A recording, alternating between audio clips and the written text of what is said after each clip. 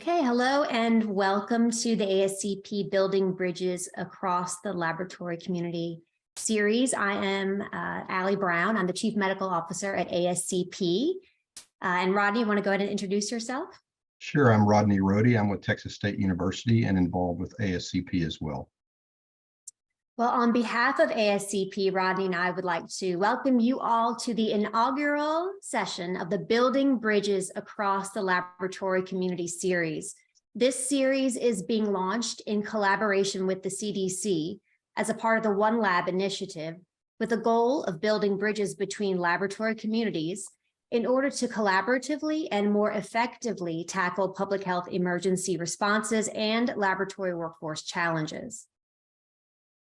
And this multi-part virtual series will focus on highlighting unique case studies where laboratory partners were able to work together to solve challenges for the laboratory workforce or public health emergency response needs. In this first session today, the New York State Laboratory Leadership Consortium will be presenting on their mobilization to both exchange laboratory best practices at the onset of the COVID-19 pandemic, as well as affecting statewide licensure laws for lab professionals. Before we get started, I have a few housekeeping notes. All lines will be muted, so please add all of your questions for any of the panelists into the Q&A chat box. Rodney and I will be moderating those questions and presenting them in the second half of the presentation. Closed captioning for this webinar is available for anyone who is interested. And the presentation slides, a short summary of the case, and the recorded session will be available about 2 weeks after the session. Finally, we'd like to acknowledge that this resource was made possible by funding from the CDC. However, ASCP is solely responsible for its content, and the viewpoints shared do not necessarily represent those of the CDC. Next slide.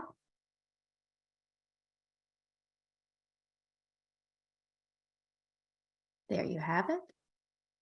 With that, we'd like to briefly cover the format of today's session, which you see on the slide right here. We have a short introduction and then an introduction of the challenge that was faced. Then our case study, along with lessons learned and best practices, some QA, and then we're going to go ahead and introduce you to next month's case study. With that, you'll be able to ask our panelists any sorts of questions. And now I'd like to turn it over to those panelists to introduce themselves. You can go ahead and order of what's on this slide. Go ahead and introduce yourselves, please. Dr. Levin.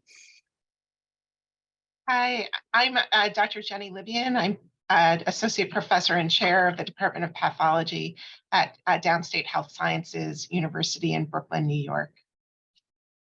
Kenra. Good afternoon, everyone. Kenra Ford, Vice President, Clinical Services Operations at New York City Health and Hospitals. And I don't know if Dr. Tomaszewski has joined us yet. Eloise? Eloise Ada, I'm the President of the New York State Clinical Laboratory Association. And I'll introduce Dr. Tomaszewski in absentia. He is literally gowning up for the commencement process of the university at Buffalo up in upstate. So hopefully we'll be able to join us in process. I'm Jim Crawford, the chair of the Department of Pathology and Lab Medicine at the Zucker School of Medicine and Senior Vice President of Laboratory Services at Northwell Health in the greater New York metropolitan area. Shall I take it away? Okay.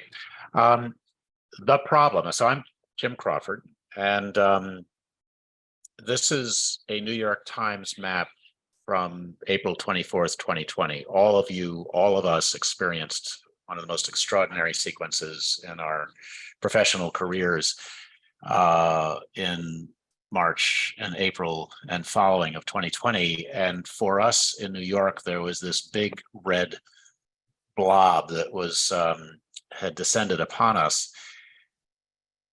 The initial pandemic arrival in Washington, D.C. was quickly eclipsed by what was happening in New York. That was the problem, which was how do we as laboratory service providers cope? And so, could I have the next slide, please? We already knew each other as academic leaders in the region. There are 13 medical schools in the state of New York. On Monday, the month of March came and went with the supply chain and all the difficulties that you will remember. And we were already in touch, but I'll give credit to Dr. Carlos Cordancardos of Mount Sinai Hospital, who reached out to me and said, Jim, we have to do something. We have to talk with each other. And Carlos, in conjunction with Sue Walton of the Greater New York Hospital Association, set up a teleconference with the New York State Commissioner of Health, Howard Zucker, on Monday afternoon, April 30th. And you'll remember that that was the time where the sense of doom was greatest. The death rates were still going up tenfold by the week. We had not yet reached the apex of both infectivity in the New York region, and most certainly we had not yet reached the apex of mortality. We honestly did not know how this was going to turn out. And so 4 institutions met with the Commissioner of Health on Monday, April 13th, who said, I want you to tell us what to do for laboratory testing in the state of New York. And to his great credit, he commissioned the Greater New York Hospital Association as the convening authority for those conversations. Carlos and I reached out to basically every academic peer institution in the state of New York. And by telephone, Zoom had not yet come up to speed. By telephone, we met 4 times collectively. Each telephone call easily had 20 to 30 people on the line, 4 times, Tuesday to Thursday, April 14th to 16th, and basically went through what we knew, what we were capable of doing, what the medical science was, and certainly what our institutions were capable of doing, because the commissioner wanted us to deliver this information to him by 10 a.m. on Friday, April 17th. And between the meetings and a great deal of overnight communication, we put together our recommendations, issued them to the Commissioner of Health at 10 a.m. on April 17th. And most remarkably, when the then governor of the state of New York, Andrew Cuomo, gave his press conference at 10:30 a.m., our recommendations were incorporated into that press conference. A remarkable moment of work of the assembled laboratory, in this case academic pathology laboratory community of the state of New York with New York State. We met weekly through September of 2020, and by mutual agreement monthly ever since. At the time, we called ourselves the New York State SARS-CoV-2 Testing Consortium, and I can assure you our topics through the first year and a half were SARS-CoV-2 testing, supply chain, and workforce. But for reasons that everyone can appreciate, as 2021 evolved and turned into 2022, our absolute top issue as assembled institutions was the laboratory workforce. And we renamed ourselves the New York State Laboratory Leadership Consortium, have remained so ever since. By affirmation, we are agreed that we will continue to meet monthly. It is a very important forum for the academic institutional lab leadership to come together on a regular basis, inclusive of the New York attendance by the New York State Department of Health, New York State Clinical Laboratory Association, Greater New York Hospital Association, Hospital Association of New York State, and New York City Health and Hospitals. Next slide, please. We wrote this up for publication. You can find it in Academic Pathology. April 21 was when it came out. Next slide gives you just a sense of the assembled institutions. We had 11 of the 13 at the start, and then 2 of them, upstate SUNY Syracuse and Albany Medical Center, which is New York Medical College, excuse me, it's Westchester Medical Center. New York Medical College joined us along the way.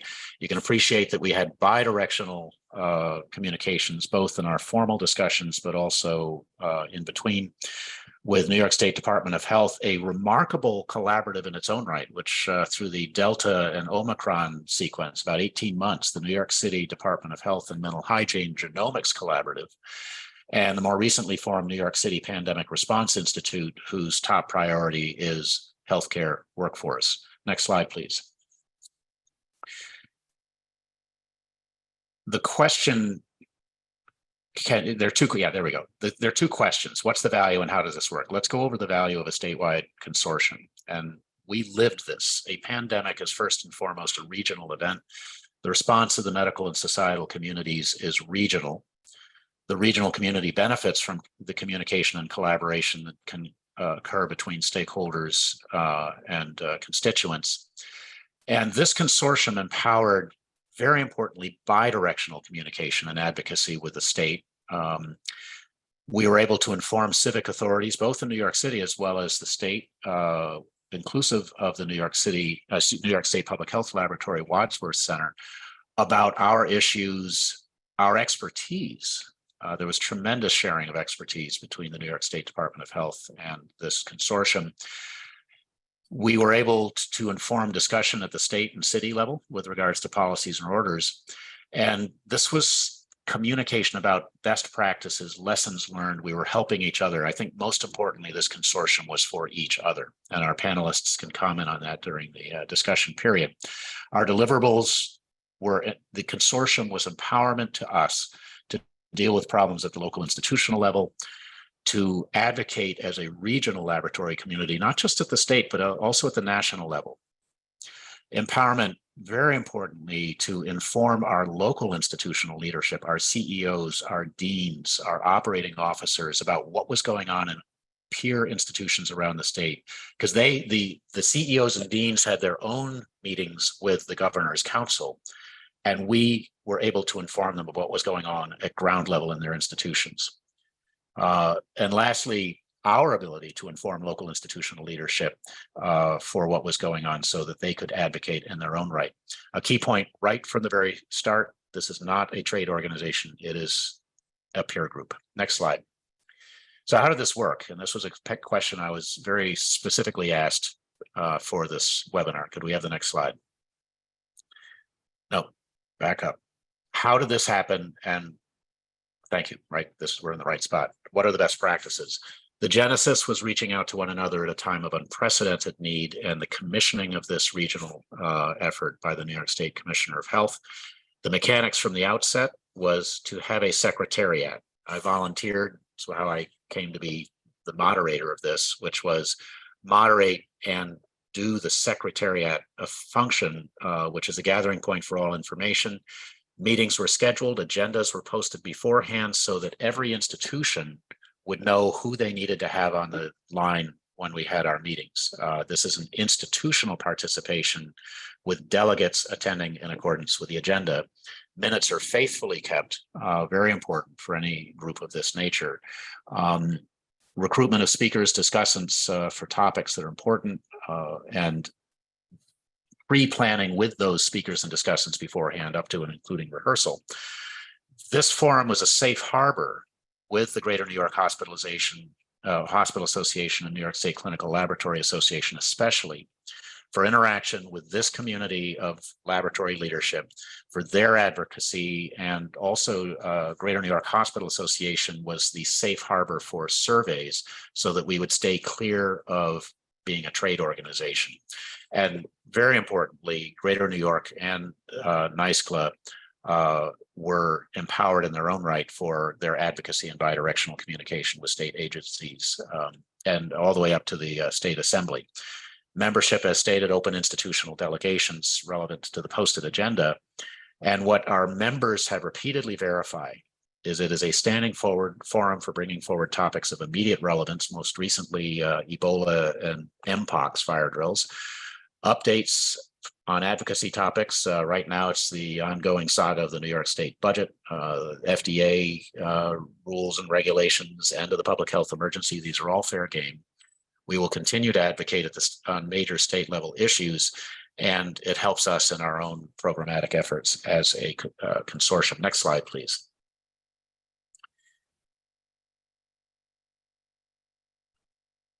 So let's now turn to problem number 2, which is the laboratory workforce. These are New York State numbers. New York State requires certificate and licensure for our professional laboratory workforce. Shown here, 2018 to 2021 are the annual certificates issued to new personnel in the state of New York. End of 2021, total licenses in the state of New York. And the last column is the percent of new licenses issued in 2021 as a percent of the workforce. You can see clinical laboratory technologists, that is by statute what New York State calls them. My apologies to the medical laboratory scientist initiative at the national level. We are CLTs. 13,000 statewide in 2021, 374 certificates issued. That's a 2.8% entry rate.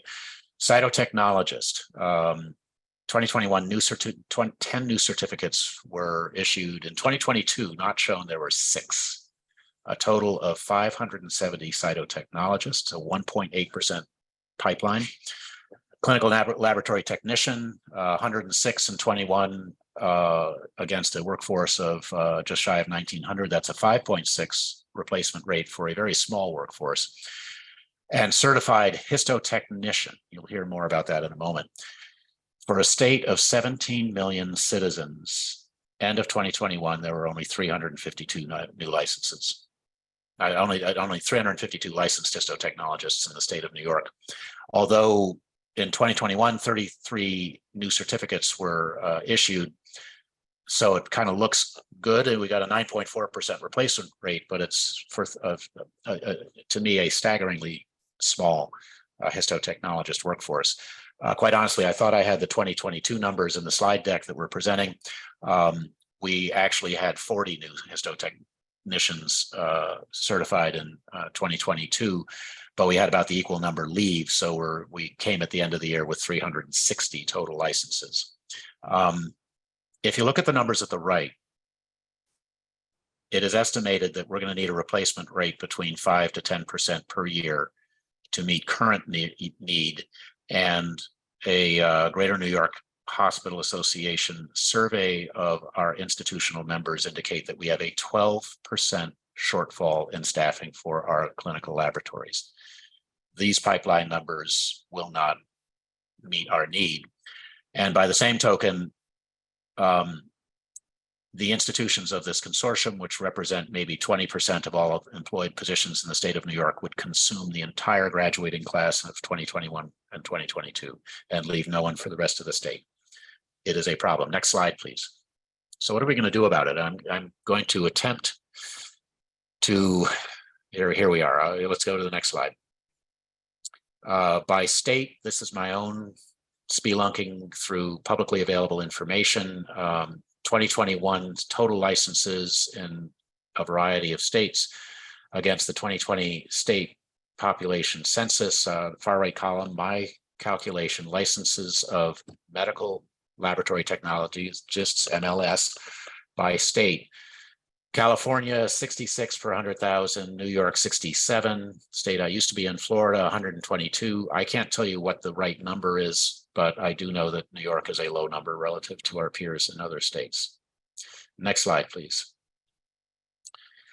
So 2 slides, this being the first to walk you through what I've learned from Eloise Aida, one of our panelists, is that the licensure law for New York State was instituted in 2006, Article 165, Clinical Laboratory Technology Practice Act, which defined the profession as well as the practice of clinical laboratory technologist plus technician plus cytotechnologist plus histotechnician, provides for the licensing and sets basic requirements for licensure. It's regulated not by the New York State Department of Health, but by the State of New York University system with a board of regents that operates, that's administered by the New York State Education Department. It is separate from the New York State Department of Health. And the New York State Education Department sets prescriptive educational requirements for licensure, which are on the basis of course hours, not degree. They specify the required clinical rotations at a credit bearing institution, and at least at the time that we started our advocacy, did not recognize nationally accredited programs or nationally accredited examinations. And any person, any licensed or non-licensed laboratory professional wanting to come from another state and into the state of New York would have to have their entire baccalaureate transcript reviewed by the New York State Education Department to determine whether they were eligible. Next slide. What this meant is basically we had a vertical wall and we're not able to recruit from out of state. So our advocacy, representing now 18 months of effort, now 24, is that we conducted our surveys, identified the 12% unfilled positions, which does not include that a substantial minority of technologists were working 2 jobs. And by estimate, up to half of our workforce is going to leave the workforce over the coming 5 years, which would be a 10% replacement requirement. We did this in May of 2021 and repeated and verified these findings in September of 2022. This is powerfully strong stuff to bring to the Assembly. Fact finding, we have met extensively with leadership of health professions at the City University of New York. We were vendors with our booths at the New York State School Counselors Association annual conference in both 2021 and November 2022. I was a vendor at that conference. We have extensive contact with regional community colleges, not just as individuals, but as a consortium, because we need to increase our access to students, our visibility. We need to retain laboratory professionals. And what came through loud and clear from the CUNY leadership is that career development opportunities are not evident or publicized. We advocated through JNIHA and NYSCLA for statutory and regulatory fixes. And the New York State has issued and approved modifications and regulations to bring down the walls of interstate employment and the ability of NACLS accredited ASCP certified laboratory professionals to be able to work in the state of New York.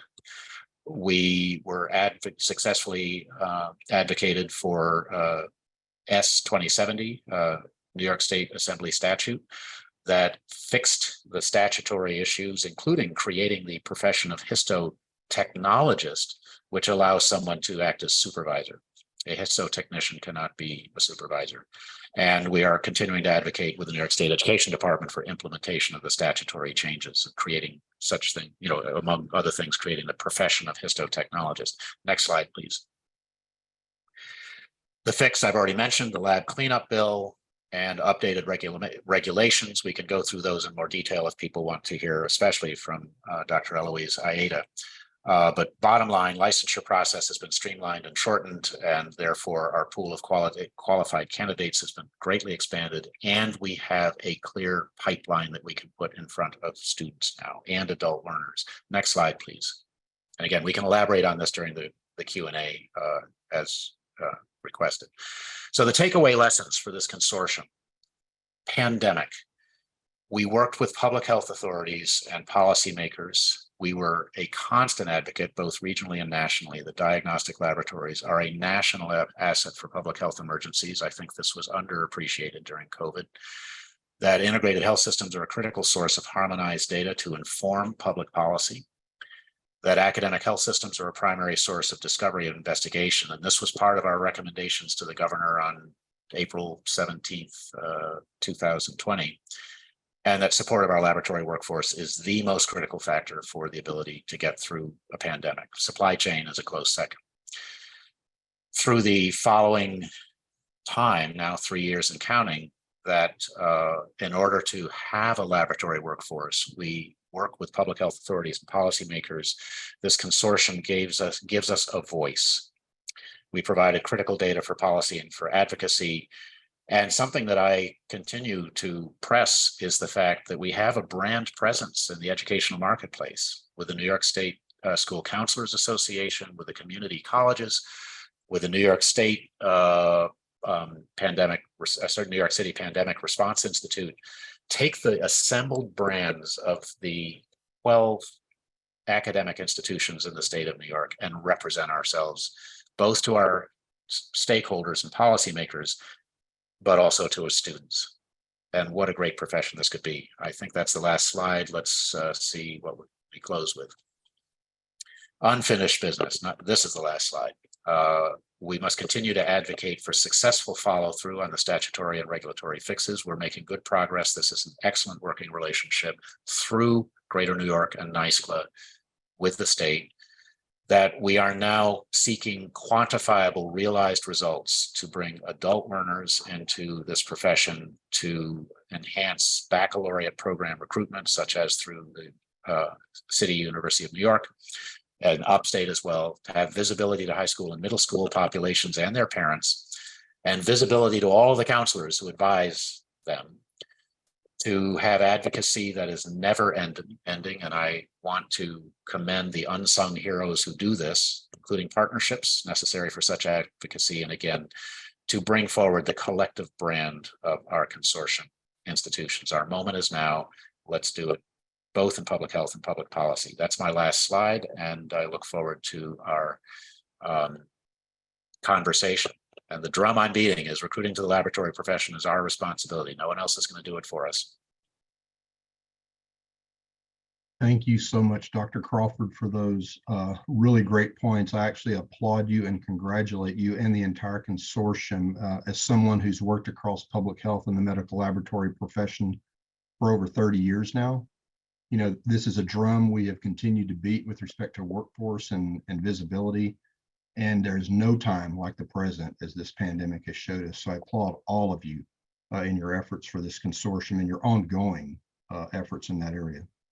So now we're entering the discussion time for our panelists, and I will open that up right now. First, I would like to ask Kendra Ford a little bit about the real-time action towards the common goals within this initiative, if you wouldn't mind talking about that a little bit.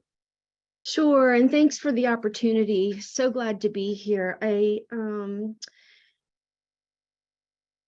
It was so important. While the work began during the pandemic, it is so important to understand that through this consortium and through our framework, we were able to come together with single messaging and send out clear messaging, right, about the workforce amongst all of our partners. And while we were heavily focused on the pandemic, we all realized that the real-time action within the state of New York and all partners, to include legislation, being able to come together in real time with data and a directional way forward was monumental. And it didn't get more real time than that. And our voice was heard, obviously, by the actions that were taken and the policy decisions that were made. Yeah, all great points for sure. I mean, I think the take-home lesson, again, many take-home lessons, as Dr. Crawford mentioned, but certainly I think early on in the pandemic and really moving forward, one of the biggest lessons, at least in my mind, is clear and real-time accurate information, right? Even when we didn't know everything, being able to state that in a transparent and kind of safe harbor way. I love that phrase, safe harbor. That is critical in any national or global emergency. Jenny, could you talk to us a little bit about the unified voice for advocacy? Yes, certainly. So I would say that one of the most important things that Dr. Crawford mentioned was that we shifted what our discussions were in the consortium based on what people brought forward. And when it became clear that staffing was the largest issue, it became very important to bring these things to the people that can make a difference. So partnering with the Greater New York Hospital Association, which is very in touch with the New York State Education Department, was something we could do. So I think it was first having the voice within the consortium, and then having the consortium representing so many academic medical centers and our partners. I feel like we were actually heard, and being able to work together, I think, has made a big difference, especially in changing the licensure certificate requirements in the state. So it really comes from working together instead of seeing each other as competitors, which in many ways we are. We're all trying to hire and recruit the same people, but that doesn't solve our problems. So since we all worked together through the pandemic, I think it really made everybody much more open to seeing how collaborative work can tackle the big problems. That's a great comment, because I know there are a lot of pressures in many markets where hospitals are pilfering professionals from each other, and it doesn't really help anyone in the long run. Absolutely. Yeah, it's still that's still of course happens. still happening, but Mhm. everybody realizes that's just a short-term solve, and that we have to get to the root of the problems, and that we can only do that together. Yeah. We have a few comments and questions in our Q&A, and there's a common theme that's being brought up, and it is a theme of visibility and the public's perception and awareness of the laboratory field. We had someone comment that most people think if you're a medical laboratory scientist, all you do is draw blood, of course, because the patient-facing role of the phlebotomist is one that many people are familiar with. Another person noted that most high school students are only familiar with pharmacists, nurses, physical therapists, et cetera, and they don't have any idea about the laboratory profession. I think that's also very valid. I mean, these are definitely things we've heard a lot of. They're things that ASCP is actively trying to tackle, but I'd like to throw this out to the panelists, maybe to Dr. Tomaszewski. What are your thoughts and what are some potential solutions? Yeah, thank you, Ali. So this has been recognized in our discipline for decades. And one of the former leaders at ASCP, John Ball, advised that we should take a page out of what pharmacy has done. If you dial the book back about 3 decades, pharmacists were seen as, some drugstore clerks, and that's not what they are at all. They're professionals, and they've managed to bring their presence in squarely into the center of health systems. So most health systems have a pharmacy stewardship, which is central to the running of the organization. We need parallel visibility for the labs, or for diagnostics, if I can speak it more broadly, because diagnostics has been a given. And in the pandemic, it wasn't a given anymore.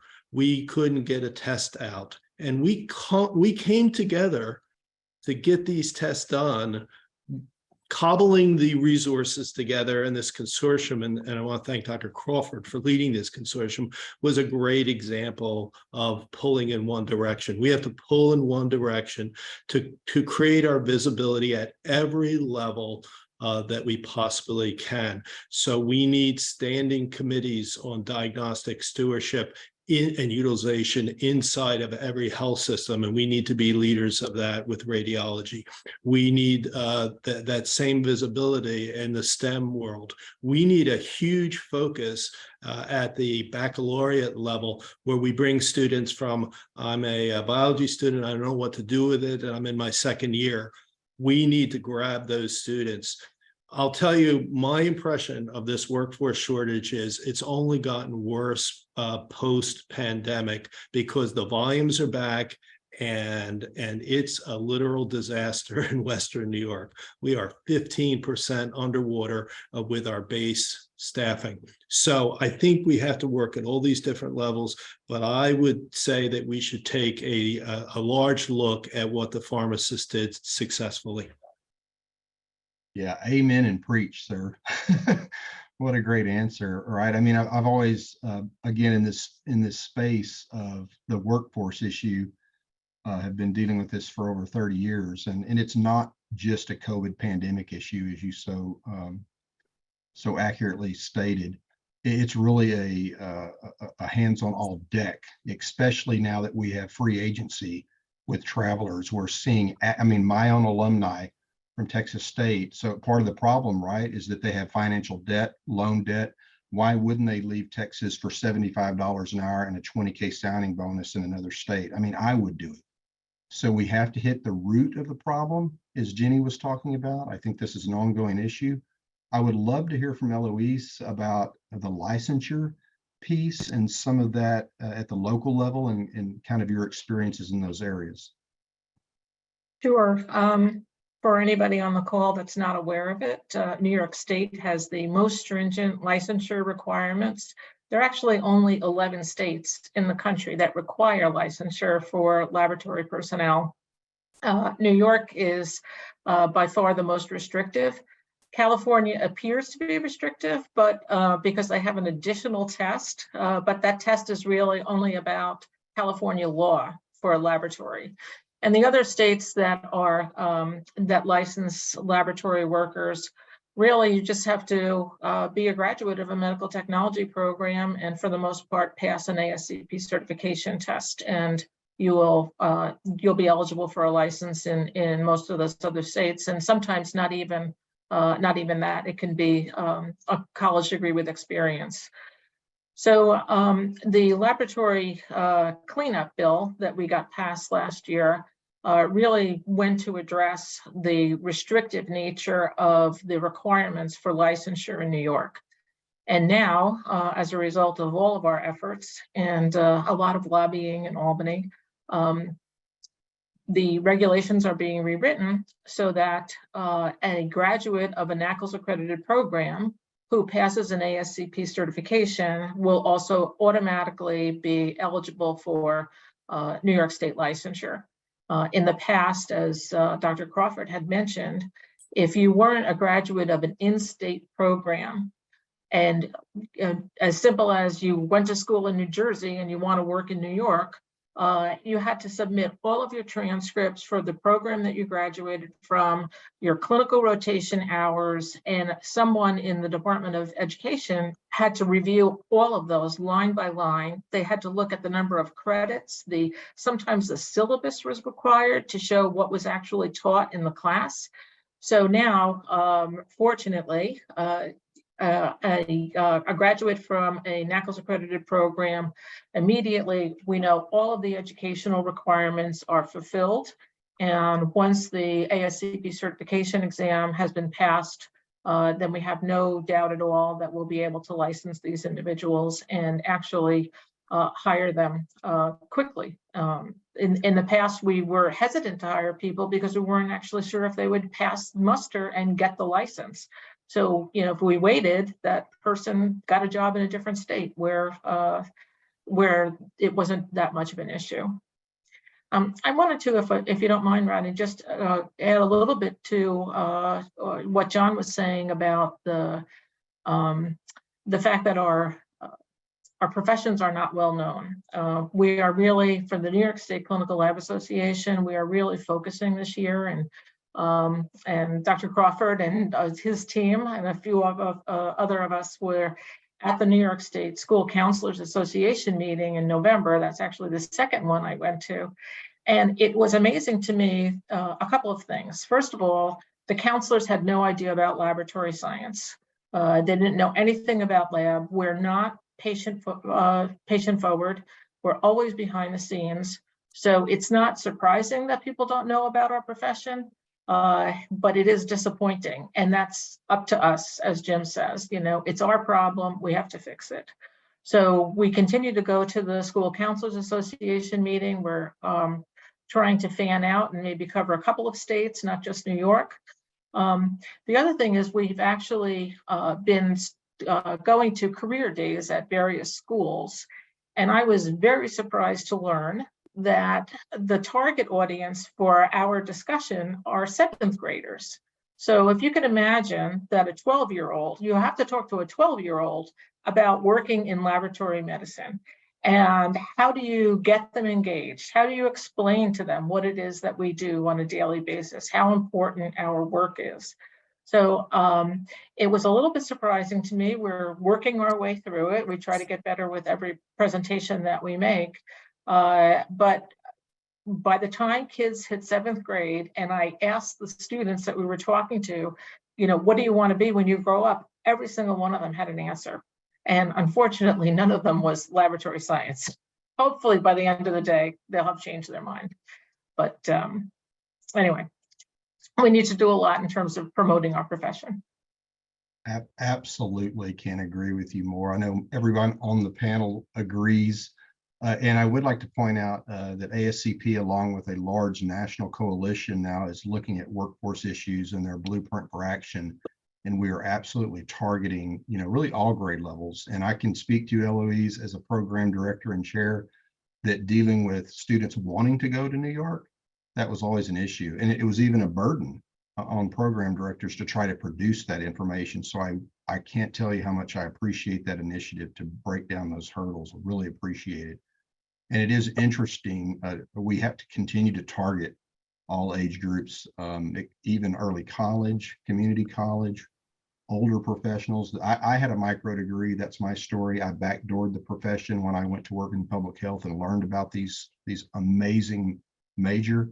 And just one last point before I turn it maybe to Dr. Brown to ask someone a question is, even the major name, medical laboratory or clinical laboratory, if you're in that state still, is really critical to make sure that counselors, teachers, family members, strangers, anyone you can find understands that it's a major medical laboratory technician, medical laboratory science, or clinical laboratory, because as you stated, they see patient-foreign professions, physicians, doctors, pharmacists, which we need, but we need more laboratory medicine individuals.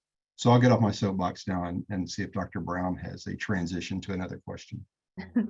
Sure, we've had a few interesting things pop up in the Q&A section, and one comes from Dr. Banks, who was talking about social media. And since we have Dr. Rohde on the call, we have an expert in social media, just talking about what are the opportunities there, what are some potential ways that we can engage, younger communities, or otherwise through more widely diffused social media attempts.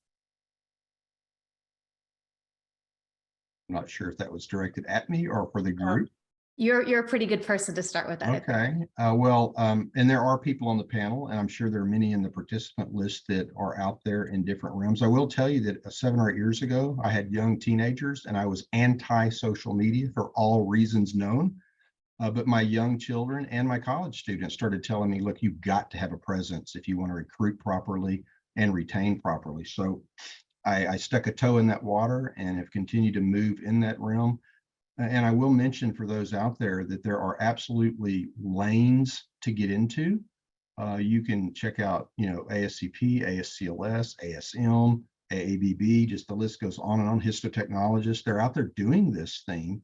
And so there's absolutely a lane with particular hashtags for our field, and many, many people besides me doing amazing things, including through all channels of the profession. But I do think it's an area to, again, dip your toe in, even if you're not into it, with respect to even just monitoring it in a way that you can occasionally comment and share, tidbits with videos, tidbits with podcasts, tidbits with Twitter chats, tidbits with LinkedIn Live.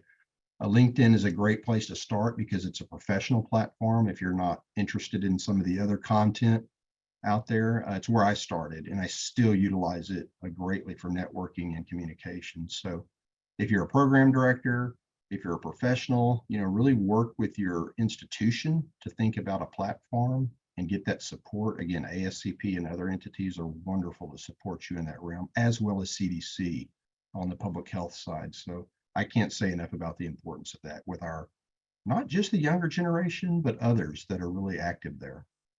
I can just make a quick comment. I will not claim any expertise in social media, but I'll credit our educational team of Northwell Health Laboratories, who use social media to publicize career days, which can be virtual. On the one hand, the Dobbs Ferry Middle School was a remarkable event a couple of weeks ago, and our people are talking about it still, Eloise. But to push out on social media, in this example, a career fair day virtual. We had 200 attendees last week at an early evening career day, which included parents as well as counselors. And another story from our educational folks is the fact that these are not just in English. Spanish is another lingua for a career day. Well, that makes a good transition to someone mentioned in the Q&A about international applicants and folks that are perhaps gaining certification from other countries. And I know there's varying experience with this. So I'm wondering if anyone on the panel has any experience with international graduates. I would experience, yes, and memory actually is strong of successful recruitment from the Philippines, which is worth mentioning now. The coalition that Dr. Rohde mentioned includes the Philippine coalition that is predominantly West Coast based, but in this really massive ASC CDC coalition, to hear the leadership of the Philippine organization speak about their both recruitment and publicity efforts is to admire. And I look forward to learning more from them. I will actually be at the May 2nd Laboratory Workforce Summit that COLA is hosting. And I hope just to learn as much as I possibly can, including international recruitment.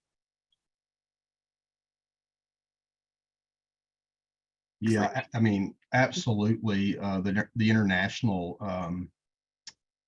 foundation in this area is one we certainly should explore. I know even within my own state and with our own regional area, we do see that question asked a lot about ASCP with a little I, the international credential, as well as, just doing the legwork on the coursework and the degree and just kind of doing due diligence there. But it's certainly, a lane we have to explore, just like we've seen some of the recent innovations with industry, right? So industry working with St. Louis University, ARUP working with other individuals in Quest. And so I think, Dr. Crawford mentioned it earlier in the talk. One thing that I would throw out there just for general audience understanding is that another area we're kind of worried about is clinical placement. That is a bottleneck for academic programs, getting clinical time for our students. I max out at 20, I have 40 applications. So it's really a clinical bottleneck because my advisory board says enough. And it's not just a local issue. So that's something to kind of think about. If you're out there and you can help, even take 1 or 2 students, it's a huge help to that program to help us grow that. And so I think industry, looking at innovative ways to get clinical training through different avenues is going to be something for us to explore to kind of loosen up that stranglehold on that bottleneck for sure. Something that we've discussed too is working to improve supervision so that evenings and weekends could be additional times for training for, especially for, these are adult learners typically. And so that, and that is something that came to the consortium, and I think universally all the academic hospitals work to open up additional training spots, recognizing the importance. Yeah, I mean, what better thing to talk about this week during Medical Laboratory Professionals Week, right? We should make sure everybody knows it's Lab Week, and including public health in that discussion. Again, I'd never forget those roots of public health. They should be synergistic and amplifying everything between public health and the medical laboratory world, in my opinion. So really, really critical comments there. What about the consortium? Sorry to cut you off there, Dr. Brown. Just the consortium with respect to kind of steering it back over to that realm. Is there unfinished business? Are there, any hurdles or ongoing issues that the consortium members might want to talk about beyond workforce, since we're getting towards the end of our time? And I'd love to hear Jenny and Kenra's perspective. Dr. Tomaszewski had to step off, but Jenny, Kenra, your thoughts? Sure, I'll start us off, and not to stay focused only on workforce, but it's not a new conversation. Here we are, and I feel strongly, and recognizing it's my personal opinion, that we are in a huge moment for now to get our voice out there in recognition to the workforce shortages. But there's going to be downstream issues as time goes on, and so I would say, I would throw out there that having more open conversations within our consortium on how we're re-engineering our laboratories above and beyond the workforce is now becoming a bigger, more timely conversation. And we've got to come together with that. I think that there are always, or have been, it's more the norm now, issues that we're all dealing with in New York or not, and within our consortium or not, supply chain issues, et cetera. Within this consortium, we have escalation abilities, but also to prioritize. And I would say, from my perspective, that continuing to deal with the workforce as well as the downstream impact for safe operations ongoing is a real high priority. We just can't, we need to have multiple strategies in place that as the workforce is changing, what are we going to do? Talking about it isn't going to fix that. It's that is, we will feel relief further downstream, but what are we going to do when we finally hit that point? And personally speaking, I think within our consortium, we're going to continue to push on that through all of our partners. And to me, that's taking us a year out. Jenny, what do you think? I think when you expand the workforce to include pathologist workforce, which we haven't discussed, but is becoming a real urgent crisis ahead, I think working on and there are probably some things that need to happen on both a regional and a national level, but we are training a lot of pathologists that are on J1 visas. And I think the J1 visa waiver issue is a huge one that can only be done through probably working with organizations like ASCP to address. So I think that one is probably more of both a regional and a national. And then laboratory developed tests is also something that we've started turning our heads to, where we've been discussing that more on a national level, but that as a consortium, that's also a very important thing. I see Jim smiling. Well, I'm smiling broadly because I'm the one who sets up the agenda.